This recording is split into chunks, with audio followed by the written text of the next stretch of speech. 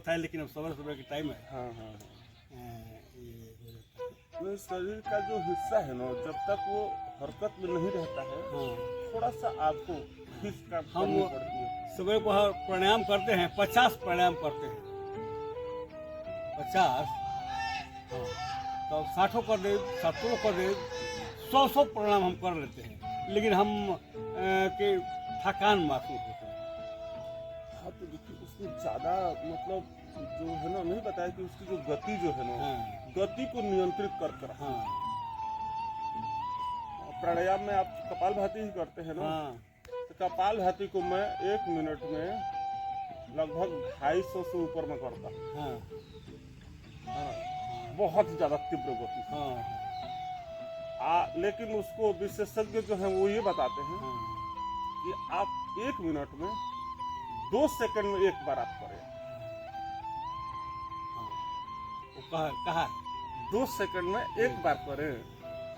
उससे क्या होगा ना, आपकी जो सांसों की जो गति है वो थमेगी, और उसके साथ साथ आपके सांसों के ऊपर ना नियंत्रण बनेगा।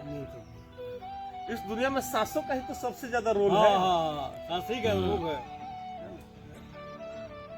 और तो यह है ना, इस दुनिया में सांसों का ही सबसे ज्यादा रोल है। आपकी सांसें अगर सही चल रही हैं तो आप बिल्कुल सही, क्योंकि आप देखे होंगे कि जो जितना ज्यादा समय में सांस को लेता है, जैसे कछुआ है,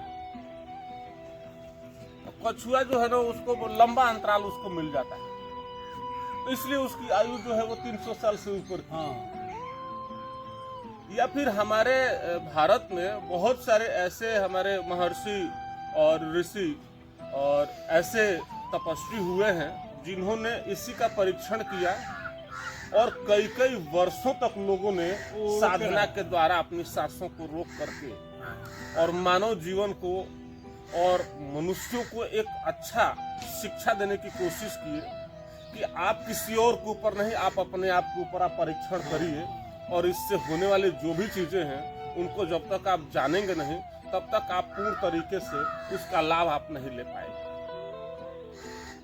तो आज जानेंगे कि वास्तव में देखिए, योग जो कहते हैं जिसको, तो वास्तव में योग होता क्या है और योग के अंदर क्या क्या प्रक्रियाएं होती हैं। आज पहुंचे हैं गांव पर, और हमारे बड़े भैया, और हम ये भी कहें कि हम लोग छोटे पर से देखते भी आ रहे हैं, एक संत स्वरूप जो है हम लोगों के गांव के भैया जो हैं, जो बचपन से ही बड़ा अच्छी तरीके से गाइड भी किए हैं अध्यात्म और स्पिरिचुअल एनर्जी की कनेक्टिविटी का जो भी मार्ग जो क्या क्या हो सकता है, ये शुरू से ही इस प्रकार की चीज़ों के ऊपर अध्ययन भी किए हैं, और समय समय पर चीज़ों को हम लोग को बताते भी रहते हैं। तो आज जानेंगे भैया से कि वास्तव में योग जो है ना वो क्या है, और उसका जो मूल है वो क्या है। योग जो है वो चित्त की वृत्तियों का निरोध है। जैसे कल यही बातचीत हो रही थी कि वास्तव में जो मूल रूप में जो योग है वो है क्या, तो भैया ने बताया कि योगस्य चित्त वृत्ति निरोध है ना, चित्त की वृत्तियों का ही निरोध है।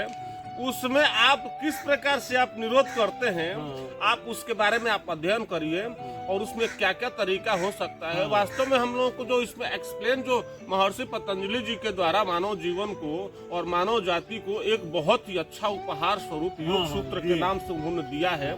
लेकिन आज के समय में हमारी जो अपनी जो चीजें हैं छोड़ करके लोग दूसरे के चक्कर में लोग भाग रहे हैं, अपनी चीजों को नहीं आप देख रहे हैं, और दूसरे के लेकर के आप धारण कर करके उसके चक्कर में आप पड़े हुए।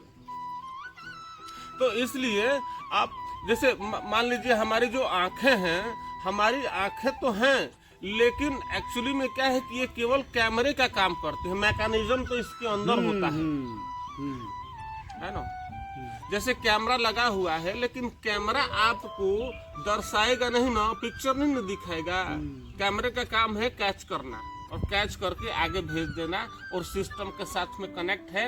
वो आपके मानस पटल पर उस चीज की छवि को बना करके दिखाता है कि देखिए आपकी छवि जो है ये इस प्रकार की है, आपका दर्पण इस प्रकार का बन रहा है।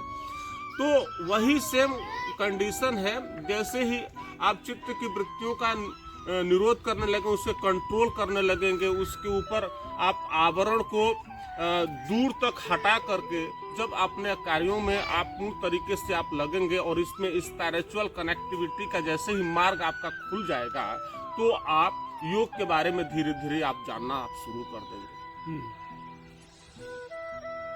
वही पहला सीढ़ी है चित्तवृत्ति। पहला सीढ़ी जो है वही है चित्तवृत्ति का निरोध। और चेतना, हाँ चेतना चेतना कैसे वो जागृत होगा, हाँ चित्तवृत्ति पर निर्भर है।